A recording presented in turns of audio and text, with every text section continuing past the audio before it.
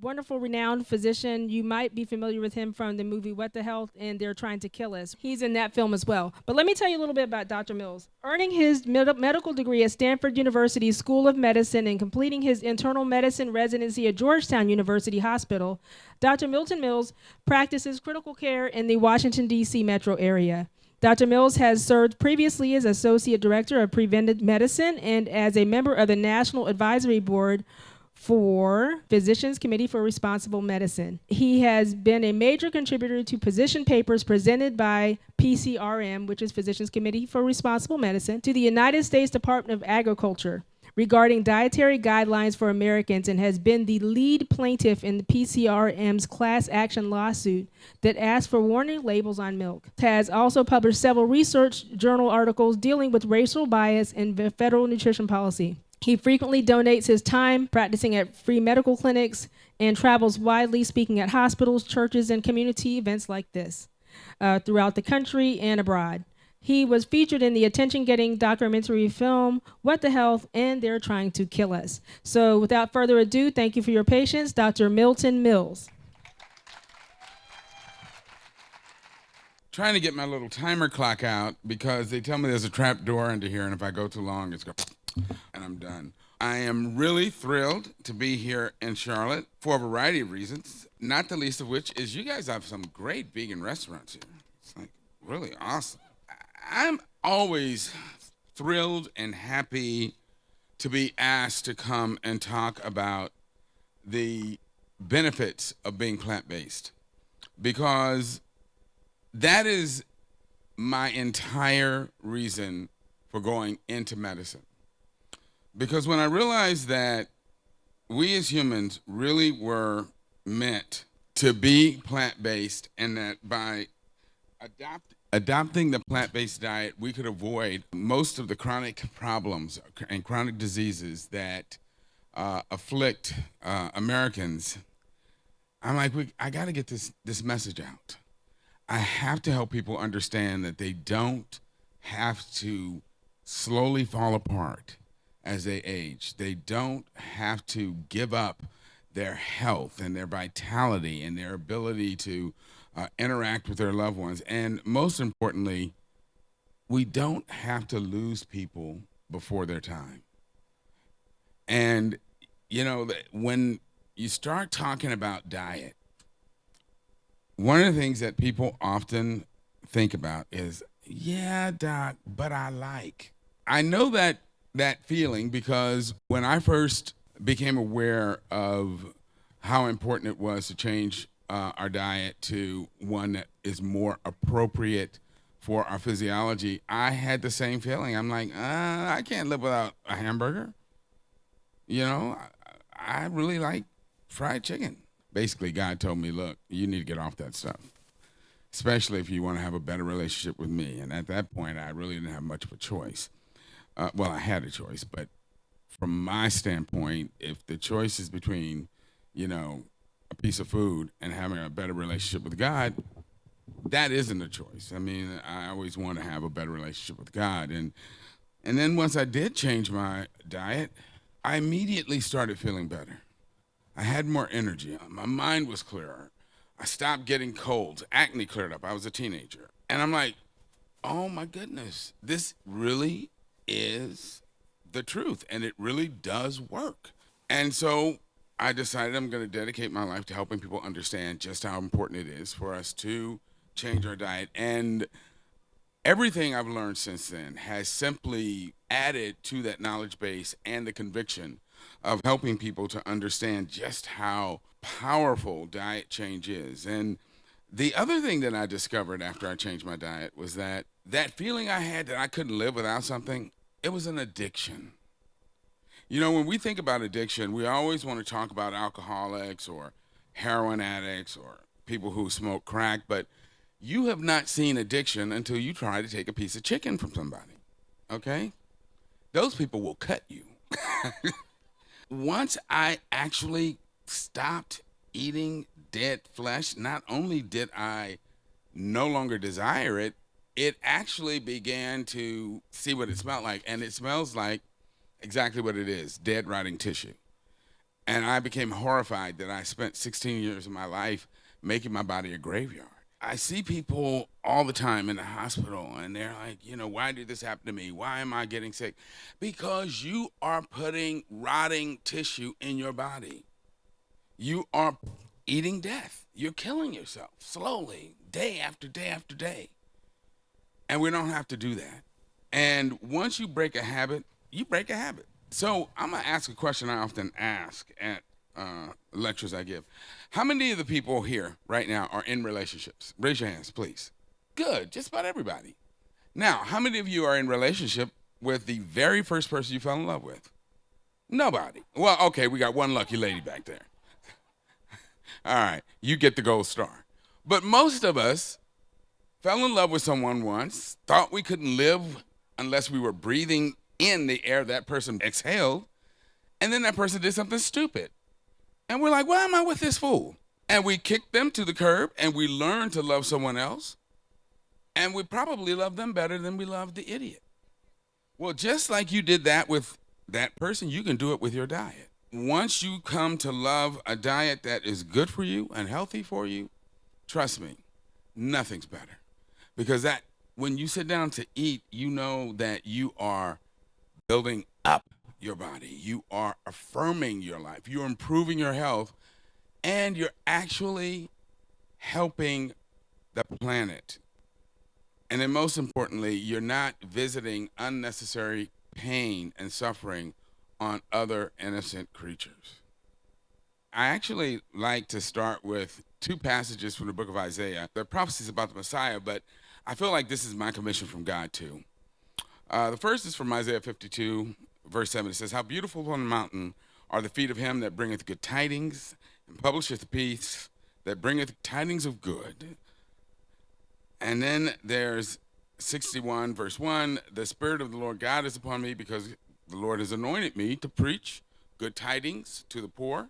He has sent me to heal the brokenhearted, to proclaim liberty to the captives, and the opening of prison to those who are bound.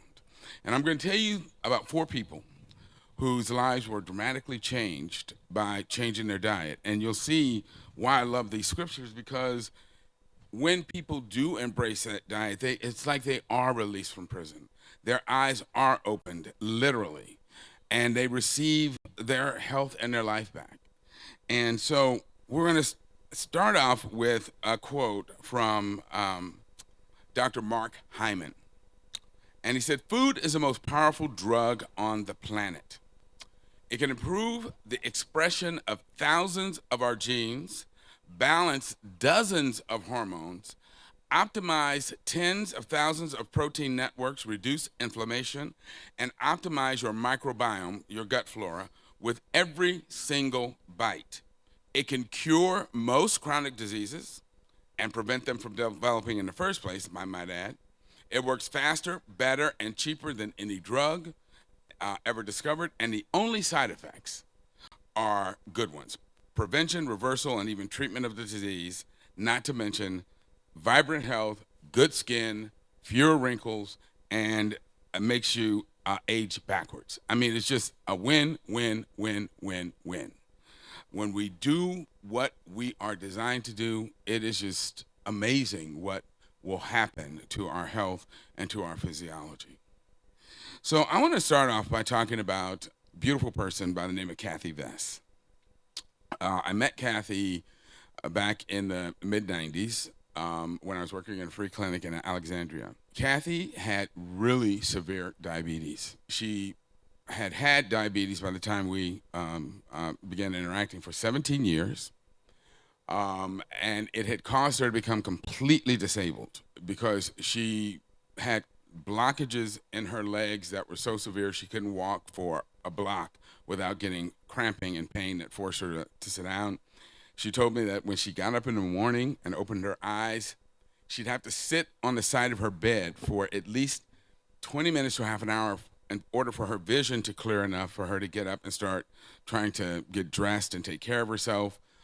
She had severe heart disease, and despite taking combination insulin shots twice a day and oral pills, her blood sugar still averaged in the 250 to 300 range. And she felt terrible. And so I sat her down and I said, well, Kathy, type 2 diabetes is related to the way most Americans eat. It's caused by an animal food centered diet. And I actually started talking to her about changing her diet in the hopes that I could ease her into becoming a vegetarian and then ease her into becoming vegan. Well, Kathy kind of said, in a way, get out of my way, Dr. Mills, because she decided to become vegan overnight. And literally, over the next 8 to 12 weeks, I had to take her off of every single diabetic medicine she was on. She came off of 2 of the 3 blood pressure medications she was on. And over a period of 6 months, she lost 65 pounds without even trying. The blockages in her legs cleared up to the point where she was able to go out and walk a mile, and she was able to go back to work. This was a woman who had been disabled and sick and thinking that she was going to die, and suddenly she had her life back. And Kathy was so thrilled and so grateful. We actually went to the same church, by the way, and she would accompany me sometimes on lectures that I gave in the DC metro area just to tell her story because it was so amazing. But this is what can happen when a person adopts the diet our bodies are designed to eat. The disease will reverse. You will get your health and your life back. Next person I'm going to talk about is a gentleman that I see in the clinic where I work right now. Now, right now, I am the medical director for 2 federal agencies. I'm the medical director for the health clinic at the Nuclear Regulatory Commission in Rockville, Maryland. And I'm also the medical director for the United States Census Bureau. You might say, wait a minute, how can you be the medical director of 2 separate agencies? Well, without giving you the full backstory, during the last administration, they were actively attempting to close down the Census Bureau until somebody reminded them that the Census Bureau is created by the Constitution and they can't get rid of it completely. As part of that, they reduced the hours of the medical director for the health unit at the Census Bureau from 40 hours a week to 8 hours a week, 1 day a week. So I work at Census 1 day a week, and then the other 4 days I'm at Nuclear Regulatory Commission. But again, as with all patients that I see, I talk to them about the importance of adopting a plant-based diet. And I saw a gentleman there. I'll just use his first name. His name was John. And this was a man who had been struggling with hyperlipidemia, prediabetes, and kidney stones all of his adult life. He was on a number of medications to lower his triglycerides, to lower his cholesterol, to treat the kidney stones. And he had just recently had a bout of kidney stones for which he had seen his nephrologist. And he came in for his evaluation, again, talked to him about the importance of adopting a different diet. And he said, you know what? I'm willing to try that. Well, John came back, saw him in April. He came back last month, and he brought in this spreadsheet of how his numbers have changed since he went plant-based.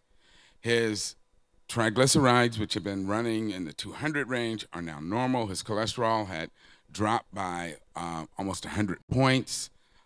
No more problems with kidney stones. He's lost weight. He feels energetic.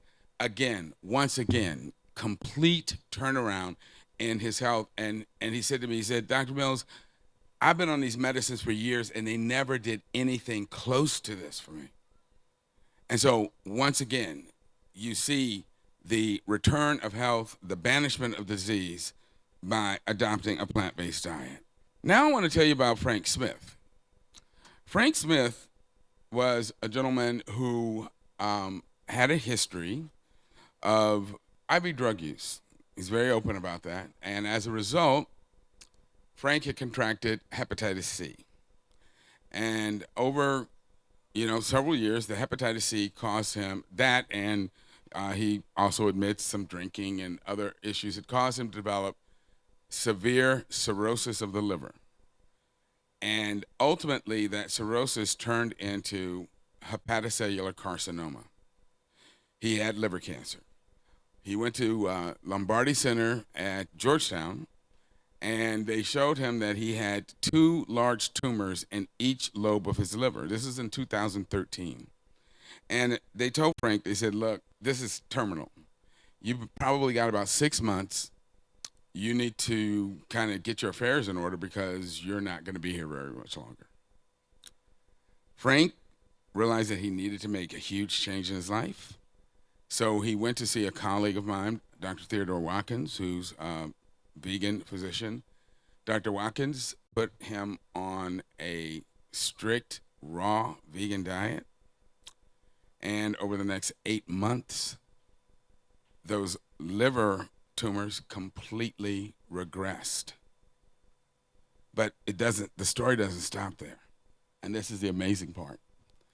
After the liver cancer was healed, Frank took Harvoni, which is a medication to treat the hepatitis C, and that did clear hepatitis C, but he still had cirrhosis. Well, over the next year and a half, his cirrhosis reversed just from being plant-based. And that is unheard of. So again, once again, when we eat the right food, our bodies can heal itself or heal themselves. And then the last person I want to tell you guys about is a woman by the name of Donna Green Goodman. Back in 1996, Donna, who had been vegetarian all her life, meaning that she didn't eat meat, but she still used dairy and eggs, noticed a lump in her left breast. She went to get it checked out, and it was biopsied, and it was cancer. And they removed what she said was a pecan-sized tumor and did a lymph node dissection, and she had 7 out of 11 lymph nodes that were positive for cancer. I'm assuming most of you guys are non-medical and you don't really understand what that means. What that means is that she had stage 3 breast cancer. Stage 3 breast cancer is a death sentence for a woman.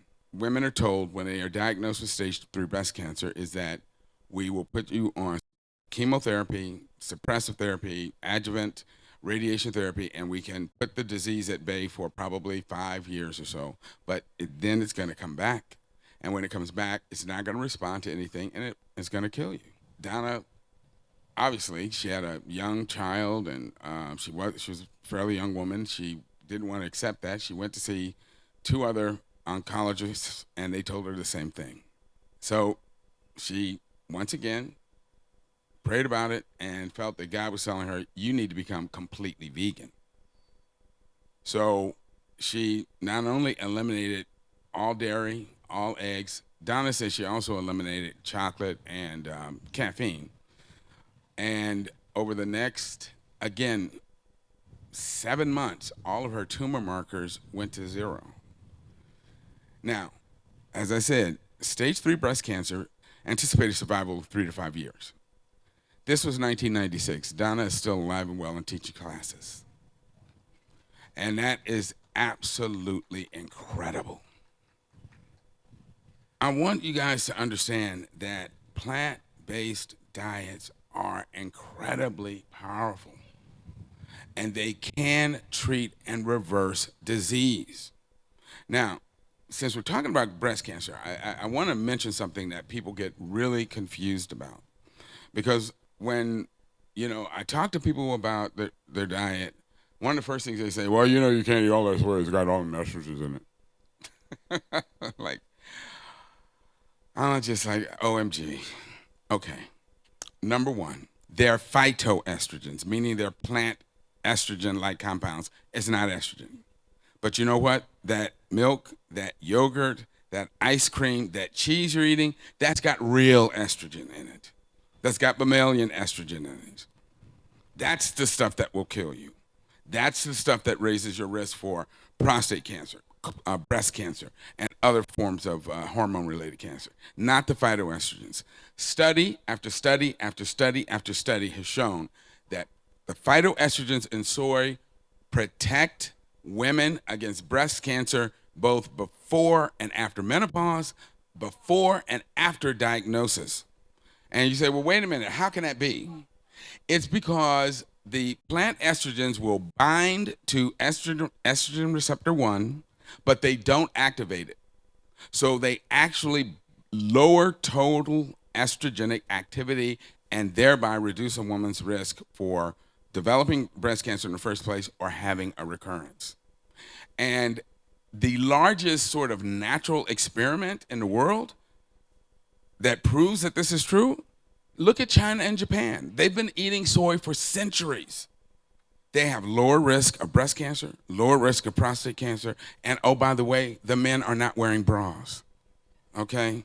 All of the studies support and show that soy is healthy and protective. Let me say, not only should you have no problem eating it, I would encourage you to include it in your diet. There is some information, misinformation out on the web about soy.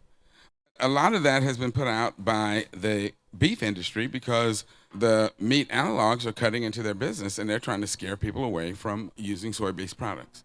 But they are healthy, and you can feel very comfortable that they will help protect your health and help you live a long and healthy life. And again, that's true for both women with breast cancer and men with prostate cancer. I also want to mention the importance of utilizing cruciferous vegetables and mushrooms. Well, actually, before that, let me talk about beans a little bit, because when I was in medical school, and one of my medical school classmates found out I was plant-based, he's like, oh man, beans, that's depression food. I ain't eating no beans. I'm like, yeah, okay. Well, you know what research shows? It shows that the longest lived populations around the world are those that include beans in their diet on a regular basis. So I'm going to ask you guys to do a thought experiment with me. I want you to think of the nastiest, vilest, grossest combination of material that you can think of. So let's start with some fresh manure. So got a bucket. We're going to put some fresh manure in there, right? We can take some dirt and mix it in with the fresh manure. And then I'm going to have somebody who's been drinking come and vomit in that bucket. And then lastly, I'll have somebody else relieve themselves in that bucket, stir it all up. Who would be willing to put their hand in there? Nobody? Well, what would happen if you put a bean in that bucket? In a couple of days, you're going to have a beautiful, healthy, pristine plant that will go on to produce a ton of food. That's how powerful beans are. They have incredible compounds in them that fight disease, ward off cancer, and that boost our immune function. And that's why you should be eating beans at least 3 times a week. And the greater the variety, the better for you. Because just like we should be learning that diversity in our society helps make us stronger, so does diversity in our diet. Mushrooms are incredibly potent for stimulating and regulating our immune system, helping it respond appropriately but not over-respond. They also help prevent inappropriate clotting in our bloodstream. It turns out that cruciferous vegetables are also really important for cancer suppression and immune boosting. And what are your cruciferous vegetables? All right, somebody yell out some names of cruciferous vegetables.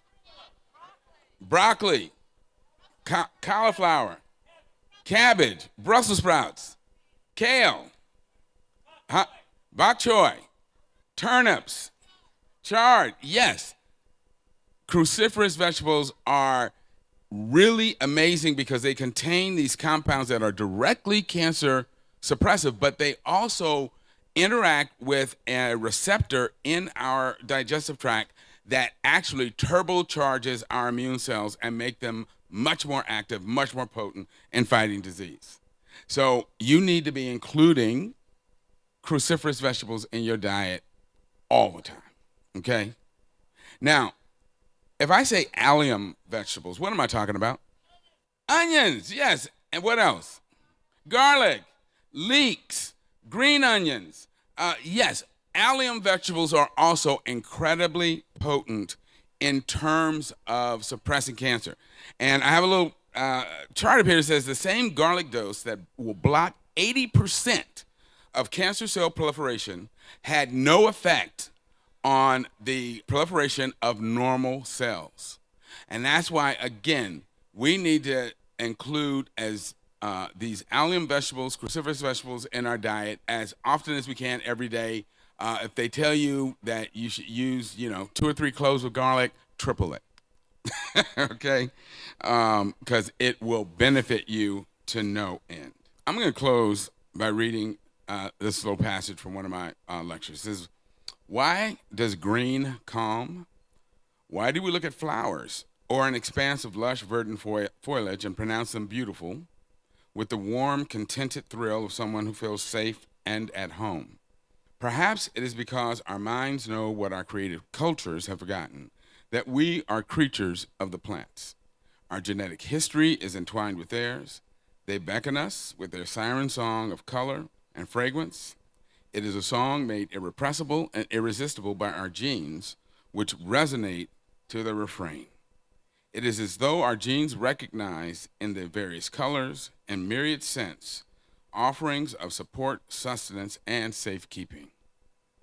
Our innate love of flowers and other flowering plants tells us that if we want to live a healthy life on a planet that can sustain us and the Earth's other inhabitants, then a plant-based diet will be seen as both our heritage and our destiny. Thank you guys for your attention. And we have a few minutes for some questions before they activate the trap door. So, yes, ma'am. Yes. Okay. If plant-based is very powerful and important, why hospitals and doctors are not helping patients? My brother-in-law, he's dying of cirrhosis. Oh, I'm so sorry to hear that. If and because plant-based diets are so powerful in helping to suppress and reverse disease, why hasn't the medical profession embraced these therapies in terms of treating patients? The answers to that are manifold, but I will tell you that the primary reason is because doctors aren't taught about plant-based medicine in medical school. They're taught about using drugs. As a result, you can go all the way through medical school and not learn a thing about just how potent and powerful plant-based diets can be. We know that they reverse heart disease. We saw it in Bill Clinton and some other famous people. We know that they can reverse and treat a number of chronic diseases. The medical profession, in conjunction with the pharmaceutical companies, are designed to charge you money for drugs. And it's a very lucrative access, and that's what people know and do. And so that's why the change that needs to occur in the way we practice medicine and the way we manage our healthcare, it's got to come from the bottom up, because it's not going to come from the top down. There's too many people invested in making a lot of money with the status quo. I mean, that's like asking, why are we still creating bombs and weapons and killing people when we know there's a better way to live? Because human beings are some messed up creatures. Yes, ma'am. Okay. The question is, what do you do about gas? Many people find that when they first change over to a plant-based diet and start including beans in their diet, they can have a lot of gas. Well, there's certain things that you can do in the way that you prepare beans to reduce the gas forming potential of them. One of which is to soak. Why do the beans cause gas? They have a sugar in them that we can't digest, so it passes all the way through our small intestine, gets into the large intestine, and the bacteria can break it down. And when they do break it down, then that's where they create the gas. So one way to reduce that is by soaking the beans to leach out as much of that gas-producing sugar as you can, discard that water, and then cook the beans in fresh water. The other thing is that over time, as you remain plant-based, your microbiome, the bacteria in your intestine, will tend to change to a less gas-promoting compilation of bacteria.